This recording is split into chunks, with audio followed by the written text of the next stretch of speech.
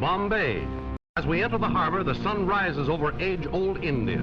Already thousands are at work loading and unloading ships which have come from all corners of the globe. Primitive ships, many of them. Arab dhows coming in under full sail, 1,000 miles and more from the Red Sea and the pirate coast of Africa. The motley crew on deck chants in greeting to the sun. In centuries, these boats have changed little in design. A pilot wheel is their only modern improvement. In every other way, they are made and used exactly as the Phoenicians made and used them 2,000 years ago.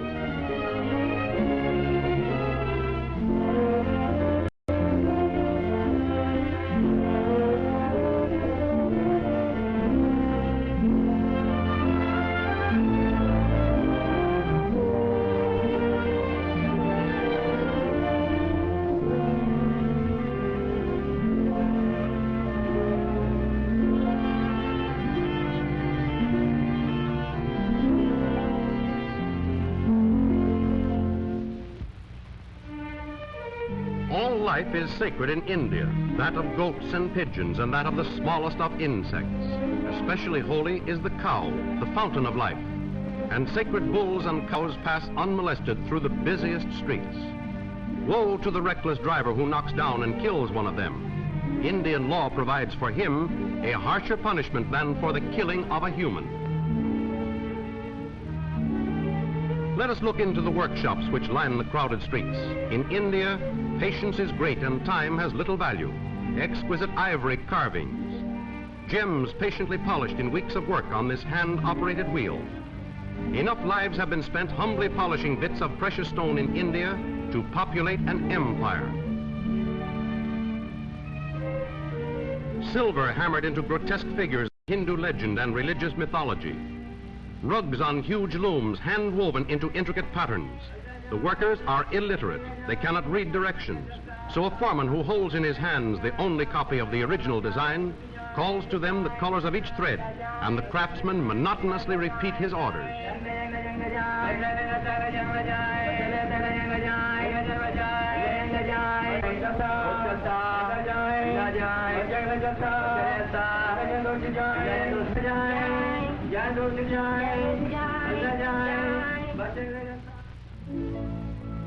Mohammedans at prayer. Fanatical religious convictions pervade the whole life of the Orient and divide its people. It was largely interest in the old religions of the East which had brought us to India. Curiosity about primitive beliefs and the fantastic practices still surviving from religious traditions. Bombay is largely Mohammedan, and in Bombay there was little to be seen of this. We visit the palace of one of the great Maharajas or rulers of India. So much of India lives in unhappiness and poverty, it is a striking contrast to pass through the monumental gates of marble into these lovely gardens. Generations have slaved to build these terraces and these domes. An unseen army of servants takes care of the comfort of one man, the prince. Some of the Maharajas of India have taken seriously their responsibilities as rulers, but these are too rare still. Many live in idleness, and a game of parcheesi with some dignitary of their court is the limit of their exertion.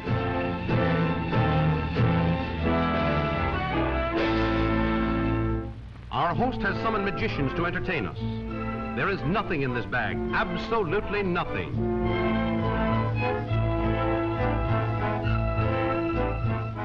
On every trip to India, we see some new trick of magic. This time it is the bird trick, which we had many times heard of but had never seen performed. The basket is empty. Yes, quite empty. That cloth bird is very dead.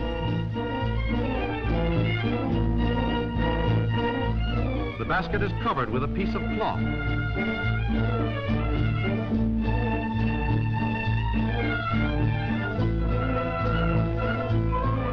Few motions of the hands concealed under the cloth, and now the basket is lifted.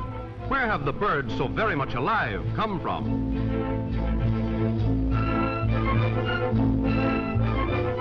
And what mysterious power makes them go back under the basket?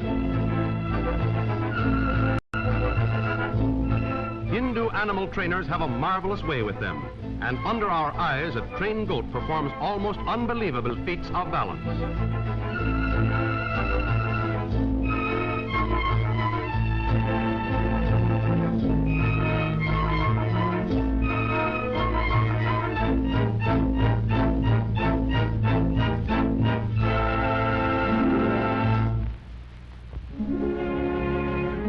Maharajas of India, to their love of pomp as well as a true love for the arts, are due some of the most beautiful of the world's monuments. Famed as the architectural wonder of the world, the most perfectly proportioned, certainly in the East, is the Taj Mahal, the mausoleum of marble built by Shah Jahan to the memory of a beloved wife, Mumtaz Mahal.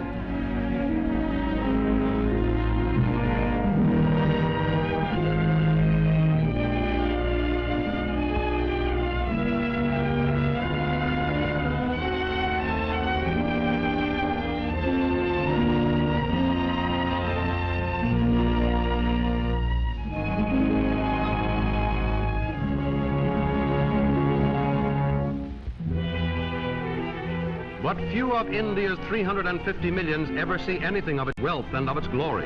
Life is hard in an agricultural, overpopulated country, which for most of each year is a parched desert, dependent on irrigation, with the help of bullocks.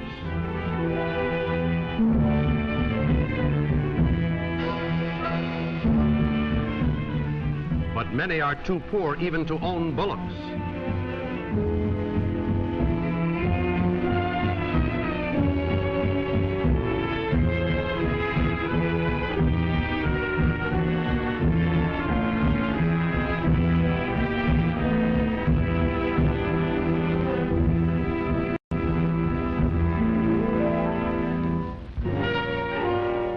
We have left the plains. We have crossed central and northern India and are climbing the lower reaches of the Himalayas, the huge chain of mountains which holds the world's highest peaks and separates India from the forbidden countries of Nepal and Tibet. Our Dodge cars and truck climb steadily on mountain trails which become increasingly rough. The landscape soon ceases to be tropical. Pine trees appear and the air grows cold. We are too far still from the highest ranges to see snow, and the atmosphere is hazy, laden with mist. But as far as the horizon are range after range of forest-covered mountains. We are determined to push on with the cars as far as the border town. We find no trail so steep that our Dodge cars and truck cannot climb it with ease. And they take the worst of the bounces without effort.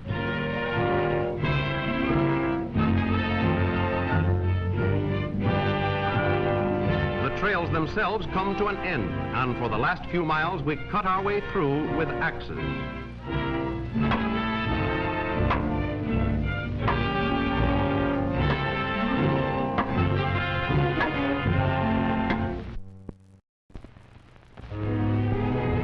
Here we must leave behind our modern comfortable transportation, and we must take two horses. A few days have been spent reorganizing baggage and equipment for our new method of travel.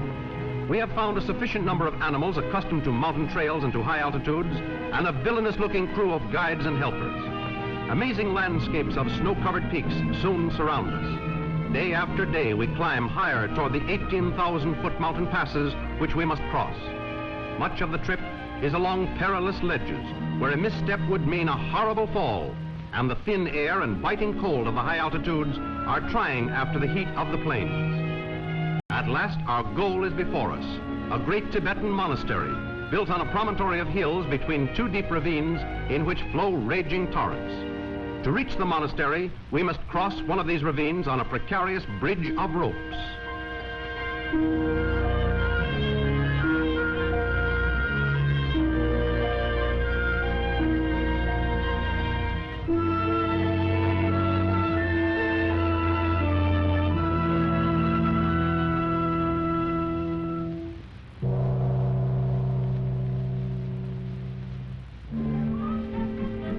From the foot of the cliffs, the buildings of the monastery appear tremendously impressive. The wide streets seem deserted, and we hear the reason for this. A great festival is in progress in the monastery, and most of the inhabitants have left their homes. The few people we meet appear to be pilgrims from distant regions whose costumes do not recall the local costume.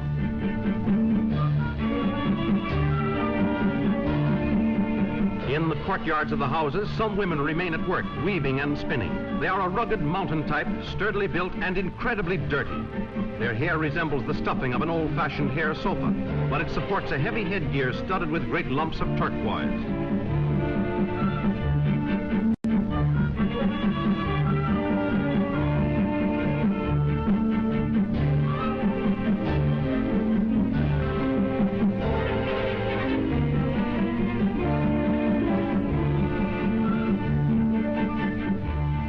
We enter the monastery through a narrow, unguarded gate. A few late arrivals are still hurrying to the festival, but they stop on their way to spin the prayer wheels. A prayer is engraved in Tibetan characters on each wheel, and each revolution of the wheel means a prayer sent on its way to heaven. This one is water-driven, perhaps the original fluid drive, and it is an efficient, labor-saving device. It pays handsome dividends in merits acquired without exertion. The old beggars at the entrance to the monastery cling to the old methods and spin their little wheels tirelessly by hand. The simplest of these prayer wheels is in a way elaborate and beautiful. A cylinder of hammered copper and silver, the Tibetan prayer hammered into the metal in beautiful characters, a lead weight at the end of a chain to keep up the spinning. We have acquired a few merits in heaven ourselves before we give his prayer wheel back to the blind old beggar.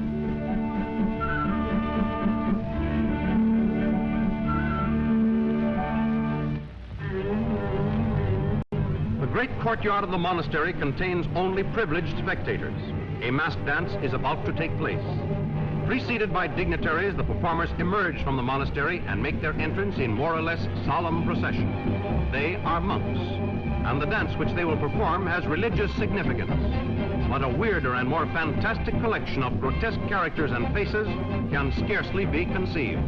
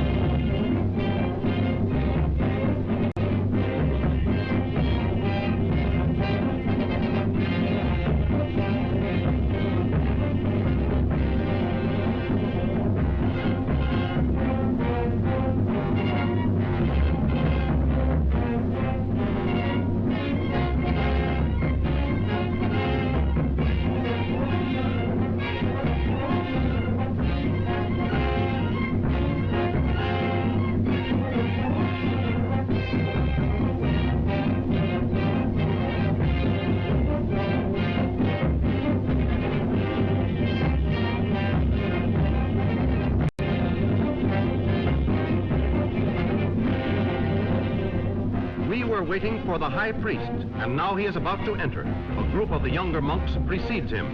A drum beat announces his approach. There is the high priest himself, and everyone abases himself before him.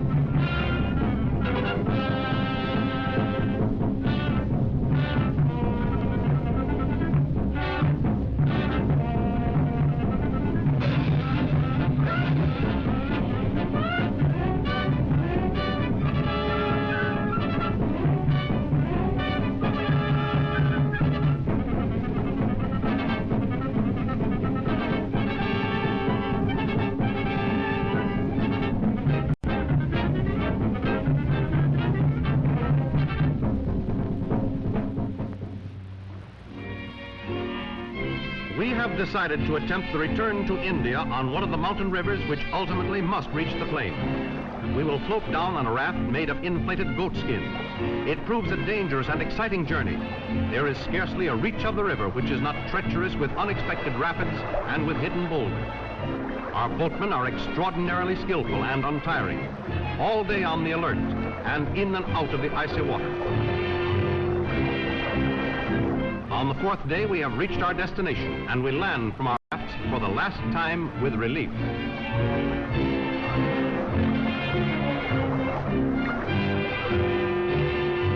Our horses are waiting. 3 more days on horseback will take us back to our cars, and we will start south again toward central India. The Ganges, Benares, the holy city. On shore, it would be almost impossible to make our way through the crowded streets, and we are going to visit the holy city by boat, floating slowly down the river, past an endless succession of ghats, or holy bathing places. devout Hindus performing complicated ritualistic ablution.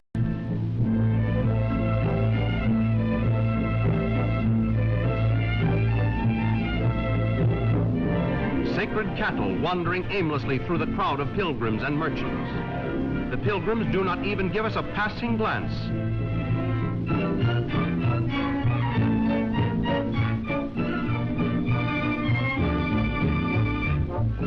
The washing does not need to be efficient from a hygienic standpoint. Its purpose is only ritualistic. The water of the Ganges is good for man and beast.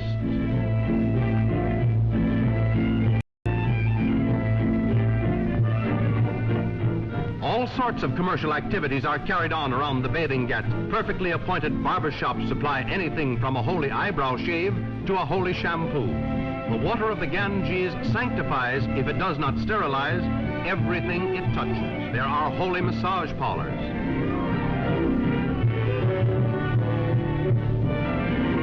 And well relaxed on a comfortable bed, his body dusted with white ashes, a pilgrim may indulge in a holy nap.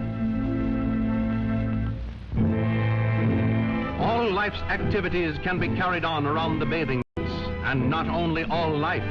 It is every Hindu's greatest hope that death will overtake him in Benares, and that his ashes may be thrown into the sacred river. Death in Benares has no bitterness, and every day many bodies of the dead are carried down the steps of the burning ghats without fuss and without tears. Wood is scarce, expensive. To most families, the purchase of enough wood for a decent funeral pyre is a serious problem. One last time the body is dipped in the Ganges. A place has to be swept in the scum and ash, which at all times covers the river near the burning ghats. Relatives, casual and dry-eyed, watch the last ritual. The body lifted from the water. The bundles of wood so dearly paid for, and of which every stick will be counted as it is laid in place.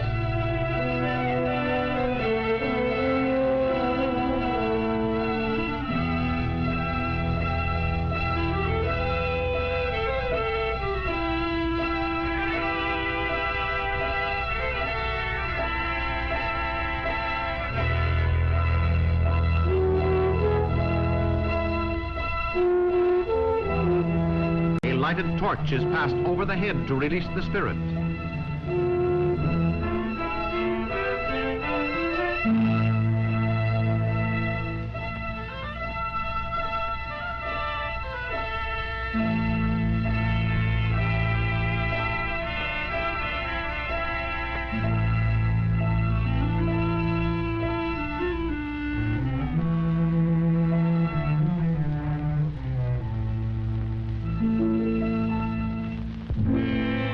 The ashes, quenched with water, have been swept into the river. They have not made a ripple. Another of India's countless millions of obscure children has finished his humble cycle of life.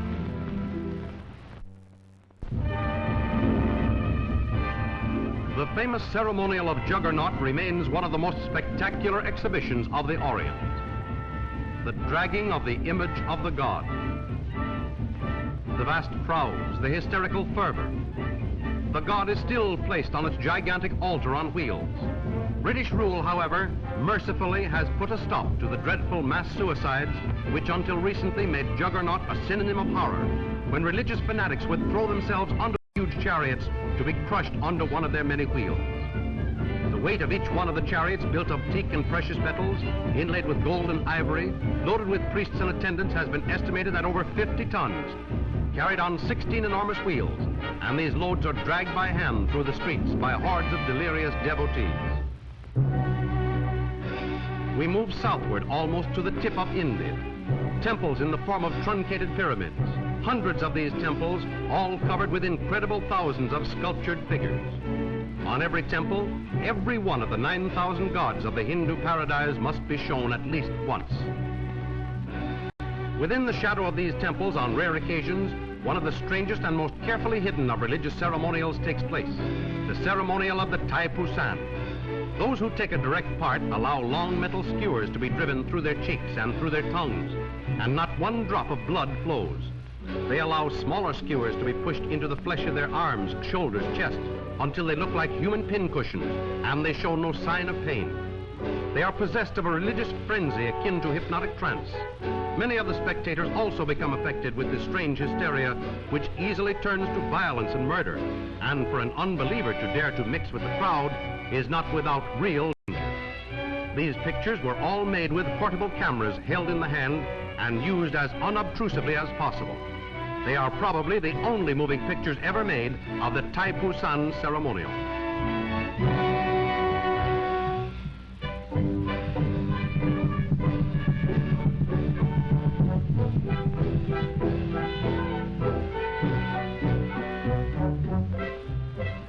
To our amazement, we recognized among the participants, among the men with skewers through their cheeks and tongues, one of our own servants. He gave no sign of seeing us. The same evening, he was back at his work in our camp. His speech was normal. His cheeks showed no scar nor any sign of recent injury, but he stubbornly refused to discuss the experience. Modern ideas have come to South India, and side by side with the religious fervor, there is rollicking jollity. Merry-go-rounds, Ferris wheels, a regular Coney Island, with everything hand-operated.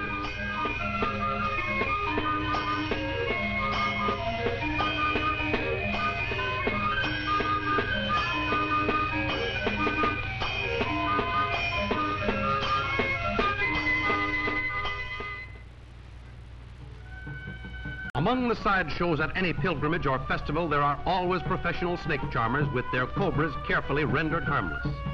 These snake shows are obviously connected in some way with the old snake worship. But what a pitiful remnant of what had once been one of the great cults of the East. Back in Ceylon, the fragrant Isle of Spices, the contrast strikes us between grim, poverty-stricken India and this lovely, smiling island. Old-fashioned bullock carts carry spices to the waiting ships, and the air is full of the fragrance of cloves and cinnamon. Colombo has a busy, prosperous-looking marketplace.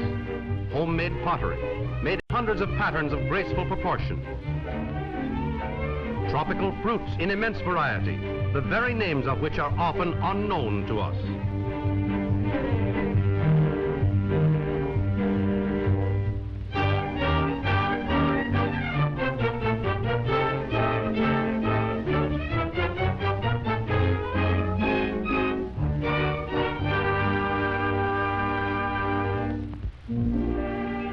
We drive to Negombo, a small village of fishermen on the coast and an old haunt of ours. We have been here many times on world tours to watch the catamaran come in with the surf and the children at play.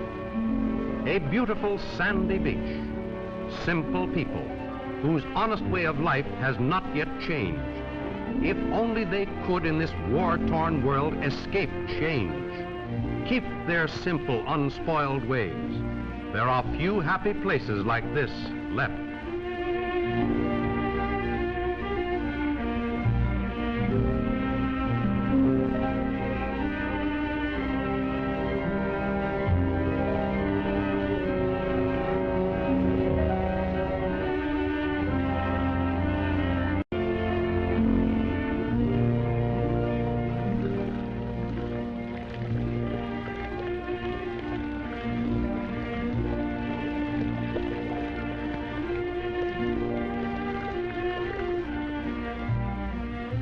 "300 years ago, the Dutch owned Ceylon, and the Dutch housewives taught the Negombo women to make lace Dutch fashion. Some very fine handmade lace still comes from Negombo, but the most beautiful never leaves the island. It is made for the Pera Hera procession, which every year brings 50,000 pilgrims from all over Ceylon to the old city of Kandy in the mountains. For weeks ahead of the great procession in the towns, teams of devil dancers practice and rehearse.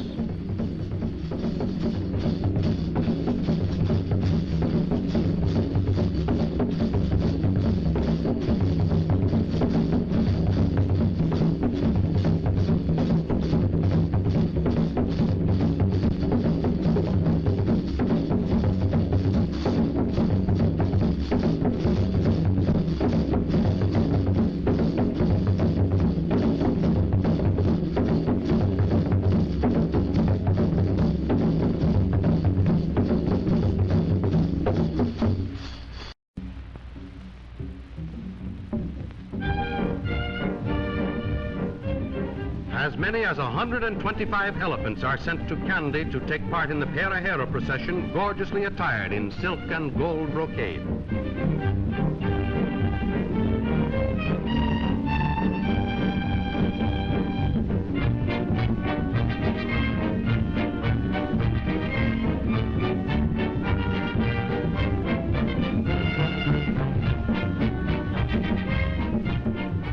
The high priest of the Temple of the Tooth, the keeper of Ceylon's most precious relic, a tooth of Buddha himself.